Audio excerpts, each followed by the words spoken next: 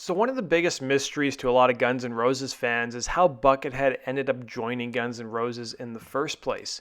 So that's what I'm going to talk about today. I still plan on doing some other Buckethead videos, like the time he tried to leave the band and how Axl had to coax him to coming back, and then the way he finally just left for good back in the mid 2000s. So the story really starts back in the late 90s, let's say 1999. So Josh Freese, who was a drummer for Guns N' Roses for about 2 years from 98 to 2000, is the one who really introduced Buckethead to Guns N' Roses. In fact, he had known Buckethead since 1991. So he gave an interview back in 2013 to Podomatic where he told the story of how Buckethead came in to basically meet Axl and join the band. He said when Robin Finck had left to rejoin Nine Inch Nails, so to give you guys some context, Robin Finck has been in and out of Guns N' Roses several times. He joined the band back in 97-ish, left towards like 99 to go rejoin Nine Inch Nails, and he came back into the fold later on back in like 2001 or so, or 2002. So Josh Freese went on to say, we were looking for a guitar player after Robin Finck had left to rejoin Nine Inch Nails, and we had auditioned a few people and weren't really sure what we would do. And one day I walked into the studio and Axl goes, Buckethead, do you know him? And I go, yeah, man, I've known him since 1991. And Axl's like, I knew it. I knew you'd know him. How do we get a hold of him? Last I heard, he was hanging up in San Francisco with the Primus crew. Let me call my buddy Dave, the manager of Primus. And he's referring to Dave Lefkowitz. So I called Dave and got Bucket's phone number. The first thing I was like, do you think Buckethead would be into this? He's such a quirky, weird artiste. And Dave goes, yeah, I think he's tired of a starving artist routine. I think he's ready to make a living. So it really came to fruition at one of Axl's Christmas parties. So at Christmas, Axl invited Brian over to his house, and Brian is Buckethead's real name, Brian Carroll. It hadn't been a happy Buckethead holiday up to that point. He'd really been hoping that someone would give him a certain hard-to-find Leatherface doll he'd been coveting as a gift, but no one had it. So he basically got invited to Axl's on Christmas, Buckethead said in an interview, and he said he'd never met him before. He was sad about not getting the doll, but it is okay, but still sad. He gets to Axl's, he presents the box wrapped up, and it's the Michael Myers version of that has been out for a while. He knew it was the same box, figured out it was Mike Myers and opened it up, and there was Leatherface. And basically, Buckethead took this as a sign that Axl must understand him somehow. And this was according to an MTV report that came out back in 2002. So Josh Freese went on to say that he introduced Buckethead to Axl, and he said he's got this white kabuki face mask with no expression on it and the bucket, and he doesn't talk when he's in character. He'll nod yes or shake his head no, because Bucket doesn't have a voice. He doesn't talk. So when he's going to audition, I said, listen, man, you have to know that I might not be here in 6 months. This is a cool thing, and if you want to do it. But I don't want you to be angry if I'm not here in a month. According to Josh, Buckethead kind of jammed with Guns N' Roses 2 or 3 times before he got the job. He played and got a call back and came again. So one of the great stories that Josh Freese told, because he's got some great Buckethead and Axl stories. So he told a story about how his dad got into a car accident, referring to Josh's dad. And basically he got into a car accident a few months prior to that, and Axl sent this nice, like, giant expensive skateboard and signed it and made some joke about maybe you should try riding this for a while. So I was like, Dad, you should come up and meet Axl and meet Buckethead. He's such a huge Disney freak.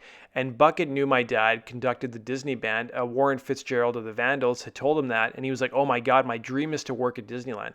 So that night we were going to do some more playing, and Buckethead basically was really nervous. He said, I'm really nervous about playing tonight, to which Josh said, dude, you're all good. You're basically got the gig already. You wouldn't be asked to come down for the 4th time. To which Buckethead said, no, not so much that. Your dad's there and he hires the musicians in Disneyland. So he said, I think Axl and Buckethead went to Disneyland and they signed in the Haunted Mansion. I think as he was on the ride, he signed the contract. I mean, you can't make this stuff up. So Buckethead said GNR has been like a fun ride that has never been ridden. Every turn is new. It would be interesting to see where this ride goes from here. Band. So it was year 2000, Sean Bevan, who had produced Nine Inch Nails and Marilyn Manson, who had basically left the project, and now Roy Thomas Baker, who is best known for his work with the band Queen, was going to be the follow-up producer. So there was a statement that was put out by MTV News back in April of 2000, where they basically talked a bit about Roy Thomas Baker coming onto the project, and Buckethead almost seeming like he's not really as involved day-to-day with Guns N' Roses. So the MTV article read, best known for his production work with Queen, Baker follows in the wake of guest guitar tracks that Queen guitarist Brian May recorded for GNR with Sean Bevan last Christmas. Meanwhile, Buckethead, Rose's most recent guitar cohort, is currently concentrating on his other projects. So by my calculation, it seems like Buckethead has left the band at least 2 or 3 times, once in 2000, once in 2001, and then ultimately in 2004. So this video is really going to focus on the first time he left and what Axel had to do to lure Buckethead back to join Guns N' Roses. So fast forward now to February of 2001, Chinese Democracy is still being recorded. They're still in the studio, and Geffen Records, who had then been bought by Interscope, was getting frustrated because the album still hadn't come out yet. And they turned to former A&R guy Tom Zutaut, who at that point was no longer part of Interscope. In fact, he'd pretty much retired and was, living a pretty easy life. And he got a phone call from Jimmy Iovine of Interscope, and who basically asked him, hey, we need some help with Guns N' Roses. Would you be willing to do it? And he basically agreed to do it. So by the time Zutaut joined the Chinese Democracy Project in February of 2001, Buckethead had left because he was frustrated by what he saw as the band's inactivity. Axel, though, wanted him back. So Zutaut arranged a meeting with Brian and Bucket. Brian is Buckethead's real name, Brian Carroll, actually. So they arranged a meeting at a deli in LA, and basically Axel listened as the guitarist explained why he left. So according to Tom Zutaut, there was a bit of creative tension with Roy Thomas Baker, says Zutaut. It could well have been what Roy was an eccentric, flamboyant British rock god producer, and Buckethead, well, being a chicken. Buck gets frustrated at the whole situation, at coming into the studio every day when Axel's not even there, playing the same parts over and over.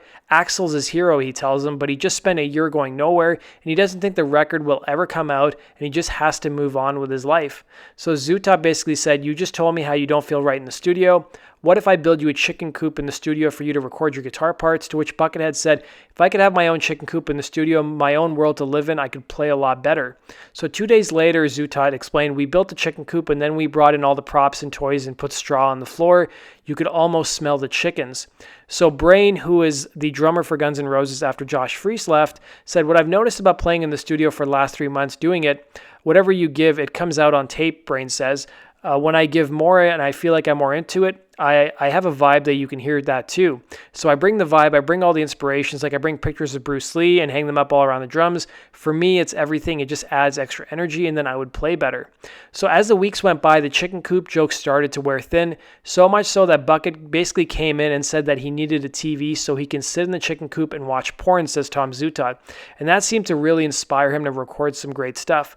So one evening, Axel turned up to one of the sessions where Buckethead was playing, and he basically saw Buckethead is running porn on the television, and it's some pretty hardcore stuff, and Axel was apparently really disturbed by it.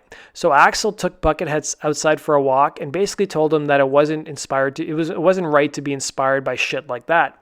He said, I can't really have the vibe of a dirty, depraved porn being part of my record. It's not really what this record is about, So shortly after that, after Axel left, Bucket was pretty despondent. He disappeared for a few days because he was pretty torn up about it. So an unhappy Buckethead would develop a medical condition on the eve of the band's summer tour. So guitarist Buckethead had suffered a hemorrhage and basically had missed Guns N' Roses rehearsals, according to Helter Skelter, the band's European management agency. So doctors have been unable to determine the hemorrhaging's cause, though the guitarist is going through some extensive testing in California, according to a source in May of 2001. So Buckethead had been diagnosed as having a gastric ailment by one doctor and tuberculosis by another, according to Mirk Mirkeratis, who was Guns N' Roses' manager at the time. As the months started to wear on, by July of 2001, it was being reported by MTV Brazil that Guns N' Roses guitarist Buckethead had in fact left the band. So shortly after the news had leaked, Buckethead had indeed left the Guns N' Roses building, and according to CD Now, a little birdie told us that he's now back at the negotiating table with Axl Rose. So according to a New York Times article from 2005, they wrote that extensive piece about the most expensive album never made because Chinese Democracy hadn't come out at that point. Axl apparently accompanied Buckethead on a jaunt to Disneyland when the guitarist was drifting towards quitting, several people involved recalled. So according to Here Today Gone to Hell, by October of 2001, it seemed like Buckethead was still in the band, but apparently he tried to quit, but when Axl talked him into coming back on the condition that he only has to play and record with the band 3 days a week, That seemed pretty fine by him. And they said they were still in the studio recording 2 full albums, so when they finally release the first one, they can tour a year and then release another one without going back into the studio. So even when Buckethead agreed to come back and try to work things out with producer Roy Thomas Baker and the studio crew, there was undoubtedly a good deal of tension about it. So Tom Zutaut told a story around the time that Buckethead decided to come back. So on June 28, 2001, Thursday morning, Axl was calling up at 8:30 a.m., recounting details of the birth of a couple of wolf dog puppies. He said there were 2, but I think there were more born and he's hiding with fear that I don't want to be with them in the house. And that's what Beta even said in 2001 as well. So when Zutaut's daughter came to the studio, Axl offered to give her a puppy as she recently lost her dog. As the wolf dogs are almost keen to make contact with strangers between 6 and 8 weeks of age, Axl likely introduced the Zutauts to his pup in late August, according to one poster. So Axl brings in a puppy, it goes into the Buckethead's chicken coop and takes a dump. No one was allowed to go in there apart from the assistant engineers to adjust the mics. You could not destroy the spirit and karmic vibe of the coop, his personal retreat, but it's chicken wire. You can stand outside and talk looking through, but nobody was allowed in there with his hacked up dolls and rubber chickens and heads. So about a month after the 9/11 attacks, the members of the band were watching TV in the studio, including Buckethead, and they saw news footage of thousands of Islamic militants fighting with police in the Pakistani city of Karachi, setting fire to cars, buses, and the worst of all, an outlet of Kentucky Fried Chicken. So Buckethead, according to an article from Classic Rock, was already on his feet and he wasn't going to take it anymore. He said, "That's effing it," he was yelling as the screen showed images of Karachi's KFC with flames licking out of its windows. He said, "They've gone too far. I'm joining the army. They're not going to hit KFC. No effing way. That's it. I can't record anymore. I'm joining the army. Now we're really at war." And with that, Buckethead grabbed his KFC bucket hat, collected some things from his specifically built chicken coop in the studio, and left. Some of the guys stayed on for a while, but not a lot got done that day. So Buckethead shows up later to work on his parts and he's mic'd up. So basically the people in the recording studio can hear what he's saying and they hear through the speaker, "Oh, I love the smell of dog poop. Leave it right here. Don't let anybody touch it."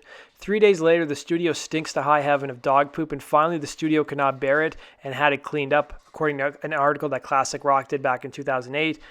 So when Bucket came in the next day after they cleaned his chicken coop, he was like, "Where is my dog poop, man?" He was genuinely bummed out, and it inspired him for a few days to do some great work, Zutaut said. But Zutaut never did get the puppy. It had 3 months of weaning to go, and he was off the project before then.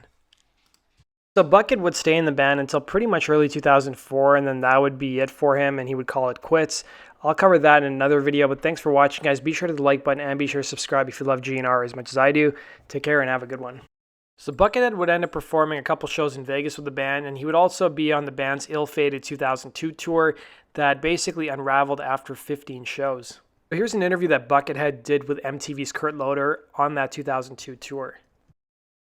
It's exciting, it's fun, and it's fun to see kids.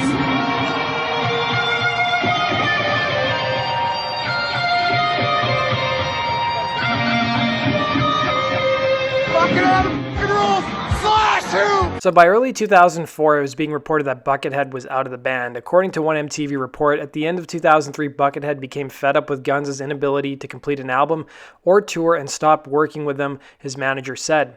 So Brain, who was the drummer who came in after Josh Freese and who was basically hired thanks to Buckethead, he said in Guns, the greatest thing was he would talk through this hand puppet Herbie and wear out the managers. There's millions of dollars on the line and they're talking to an effing puppet. So according to the MTV News report, by February 9th of 2004, the night of the Grammy Awards, Buckethead had already told Guns N' Roses frontman Axl Rose that he no longer wanted to be in the band, according to Bucket's manager. And Axl put out a statement in March of 2004, just before the band was scheduled to play Rock in Rio but had to cancel, largely because they blamed Buckethead. They said Axl said, "Last time I talked to Bucket, he called me to tell me he had bought a bootleg DVD off of eBay and how proud he was to be in Guns N' Roses and how impressed he was with everyone's performance."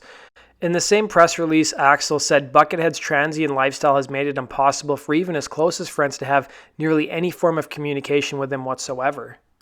So it was funny, towards the end of his tenure in Guns N' Roses, Brain told a funny story about Buckethead. They'd say they tried to call him and Looney Tunes would come on Buckethead's answering machine, and there's a huge tour coming on. I think they actually had people like undercover cops checking him out at one time. He'd call me and say, Brain, there's a car out front and it's been like there for 3 days. And this was before we were supposed to go on a major Guns N' Roses tour. We didn't even know what was going on, and he was paranoid and scared, and he said, okay, I'm going to go out there with a mask, and he had this hatchet. He said he went out with a mask and a hatchet and just stood next to the car, and they were looking at him and just took off. So I think he was being followed. He never found out the truth, but that's the game he was playing.